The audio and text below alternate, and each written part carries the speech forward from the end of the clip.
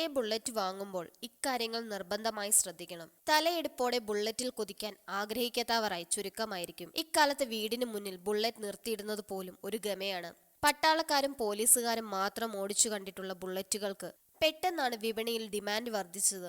ഇത് സാധാരണക്കാരന്റെ പ്രിയ വാഹനങ്ങളിൽ ഒന്നാണ് റോയൽ എൻഫീൽഡ് ബുള്ളറ്റ്. കരുത്ത്, ദൃഢത, ഈടുനിൽപ്പ്, എണ്ണിയാൽ ഒടുങ്ങാത്ത വിശേഷണങ്ങൾ ബുള്ളറ്റിന് ജനത ചാർത്തിക്കഴിഞ്ഞു.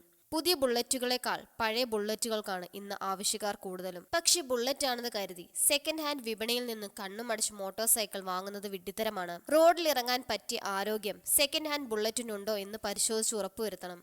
പഴയ ബുള്ളറ്റ് വാങ്ങുമ്പോൾ ശ്രദ്ധിക്കേണ്ട ചില കാര്യങ്ങൾ. എഞ്ചിൻ ശബ്ദമാണ് ബുള്ളറ്റിന്റെ പ്രധാന ആകർഷണം. എഞ്ചിൻ ഇരമ്പിക്കുമ്പോൾ മറ്റ് അപശബ്ദങ്ങൾ കേൾക്കുന്നുണ്ടോ എന്ന് കാത് കൂർപ്പിച്ച് ശ്രദ്ധിക്കണം. വാങ്ങാൻ പോകുന്ന ബുള്ളറ്റിന് ഒഴുക്കവും സ്ഥിരതയുമാർന്ന ശബ്ദമുണ്ടെന്ന് സ്വയം പരിശോധിച്ച് ഉറപ്പുവരുത്തുക.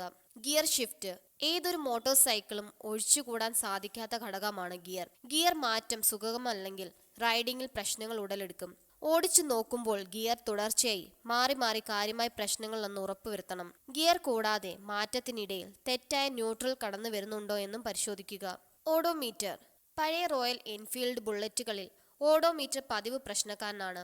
വിവിധ വേഗതകളിൽ ബുള്ളറ്റിനെ ഓടിച്ചു നോക്കി ഓഡോമീറ്ററിന്റെ പ്രവർത്തനം വിലയിരുത്താം. ക്ലച്ച് അസംബ്ലി ബുള്ളറ്റ് വാങ്ങുന്നതിന് മുൻപ് ക്ലച്ച് സംവിധാനത്തിലേക്ക് ഒരു കണ്ണെത്തിക്കണം. ക്ലച്ച് കേബിളുകൾക്ക് തകരാറില്ലെന്ന് ഉറപ്പുവരുത്തണം. ഒപ്പം ഗിയർ മാറുമ്പോൾ ക്ലച്ചിന്റെ പ്രവർത്തനം സുഗമമാണോ എന്ന് പരിശോധിക്കാനും മറക്കരുത്. ECGയിൽ നിന്നുള്ള ഓയിൽ ചോർച്ചയ്ക്ക് റോയൽ എൻഫീൽഡ് ബൈക്കുകൾ പണ്ട് തൊട്ടേ കുപ്രസിദ്ധരാണ്.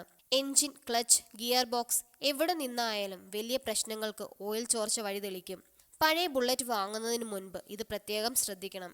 സൈലൻസറിൽ നിന്നും ചെറിയ അളവിൽ പുക വരുന്നത് ബൈക്കുകളിൽ സർവ്വസാധാരണമാണ്. എന്നാൽ എൻജിൻ ഇരമ്പിക്കുമ്പോൾ കൂടുതൽ പുക പുറന്തള്ളപ്പെടുന്നുണ്ടോ എങ്കിൽ അത് എന്തോ പ്രശ്നമുണ്ട്. ഇതും വിലയിരുത്തേണ്ട കാര്യമാണ്. എൻജിൻ നമ്പറും ചാസി നമ്പറും ഏതൊരു സെക്കൻഡ് ഹാൻഡ് വാഹനം വാങ്ങുമ്പോഴും എൻജിൻ നമ്പറിലും ചാസി നമ്പറിലും പൊരുത്തക്കേടുകളില്ലെന്ന് പരിശോധിച്ച് ഉറപ്പുവരുത്തണം. വാഹനത്തിന്റെ എഞ്ചിനും ചാസിയും മാറ്റിവെക്കാൻ അപകടങ്ങൾ ഉൾപ്പെടെ കാരണങ്ങൾ പലതാണ്. എന്നാൽ ഇത് RC ബുക്കിലും വ്യക്തമായി രേഖപ്പെടുത്തിയിരിക്കണം. അല്ലാത്ത പക്ഷം വാഹനം അനധികൃതമായാണ് നിരത്തിൽ ഓടുന്നത്.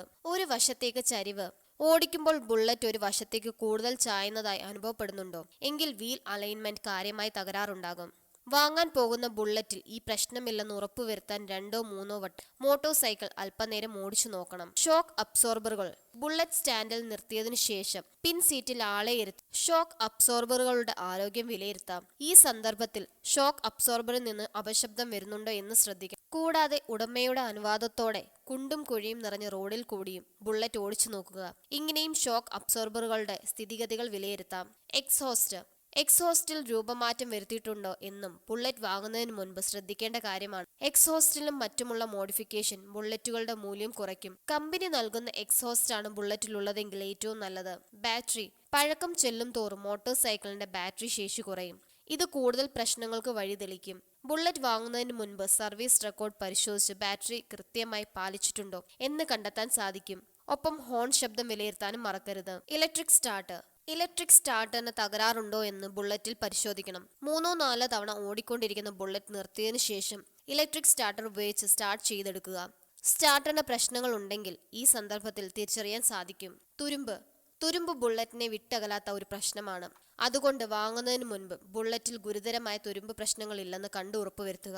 സ്ക്രൂ, ചെയിൻ, ഹാൻഡിൽ പോലുള്ള ഭാഗങ്ങളിൽ തുരുമ്പ് കാണാനുള്ള സാധ്യത കൂടുതലാണ്.